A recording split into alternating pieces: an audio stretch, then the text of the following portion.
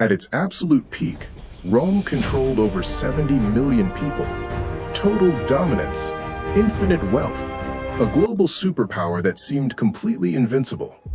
But then, it all vanished. How did the greatest empire in history utterly collapse overnight? By 117 AD, their iron fist seized 3 entire continents.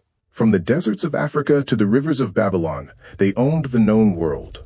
Over 5 million square kilometers, swallowed by a single, unstoppable war machine. 1 out of every 4 humans on Earth answered to Rome. 70 million lives, gone into the shadows, and we still don't know why.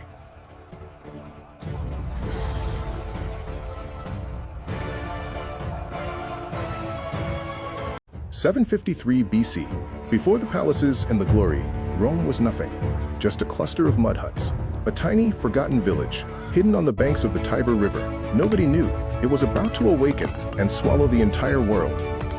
In 509 BC, the Roman people bled for freedom. They rose up in shadows, fought the tyrants, and kicked out the kings forever. They built something new, the Republic. Absolute power was no longer trapped in the hands of just one single man, but shared inside the grand walls of the Senate. From that day on, Rome was no longer just a city. It became an immortal idea. But an idea needs teeth. Rome forged the most brutal, disciplined war machine the world had ever seen. Soldiers who didn't fight for a king, but for the glory of the state. Then came the ultimate test, the Punic Wars. Against Hannibal and his terrifying war elephants, Rome faced total annihilation. But they refused to break. They crushed Carthage, burned it to ash, and took the Mediterranean. Act 1 is over, and the monster has awakened. 146 BC. Rome sets its eyes on Greece, the glorious cradle of Western philosophy, arts, and gods.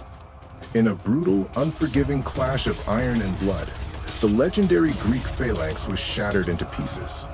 But Rome didn't just conquer Greece.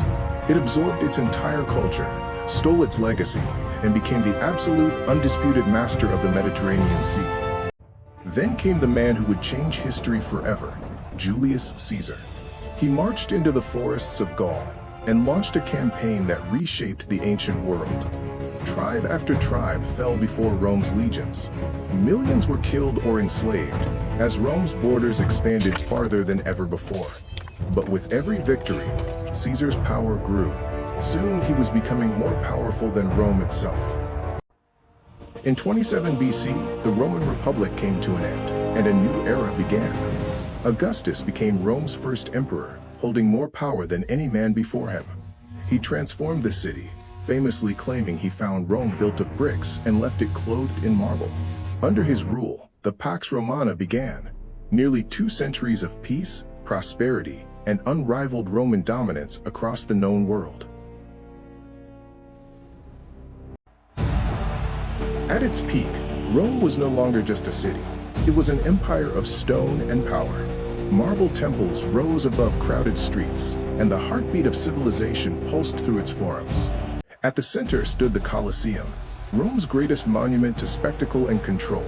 Here, 50,000 citizens gathered to witness glory, violence, and survival. And stretching beyond the city, the Roman roads connected everything.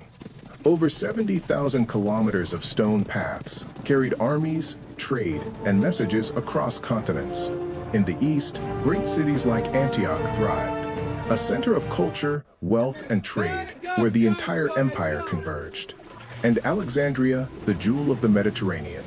Its harbor welcomed ships from across the known world, beneath the towering lighthouse that guided them home.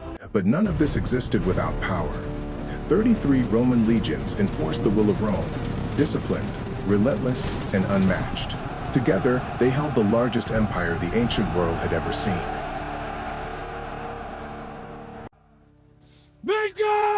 Rome did not fall in a single moment. It fell from within. In just 50 years, the empire saw more than 50 emperors rise and fall. Power became unstable, and loyalty disappeared. On the borders, pressure was building. Germanic tribes began pushing against Rome's frontiers, and slowly, The walls that once defined the world started to crack.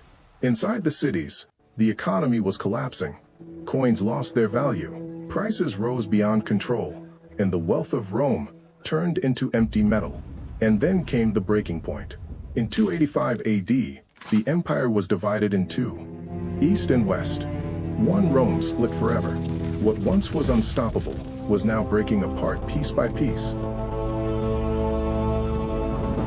Rome did not collapse overnight.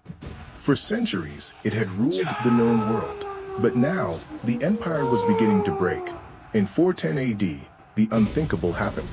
Rome itself was invaded. Barbarian armies entered the Eternal City, and the symbol of Roman power was shattered. Fire spread through its streets. The city that had once conquered nations could no longer defend itself. Decades later, Rome faced its final chapter. At the end of the empire, there was no legendary emperor, no conquering hero, only a boy, Romulus Augustulus, the last emperor of the Western Roman Empire. In 476 AD, he was removed from power, and with him, the Western Roman Empire came to an end. One by one, Roman territories disappeared. The borders shrank. The empire that had once ruled continents vanished into history. And then, Rome is gone. Its emperors are gone. Its legions no longer march across the world. Yet somehow, Rome never truly disappeared. Its influence still surrounds us. In the laws that govern nations, in the languages spoken by hundreds of millions, in the roads, bridges, arches, and cities that shaped the modern world. More than 15 centuries after its fall, we are still living in Rome's shadow. But one question has never been settled. What really killed Rome?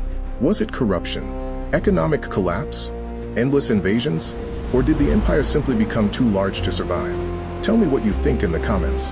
Because while one empire was fading into history, somewhere beyond the horizon, another civilization was rising, one that would leave its own mark on the world.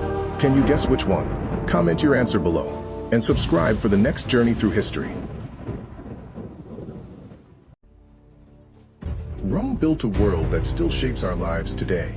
But if Rome was the greatest empire of antiquity, what civilization should we explore next? Comment your answer below.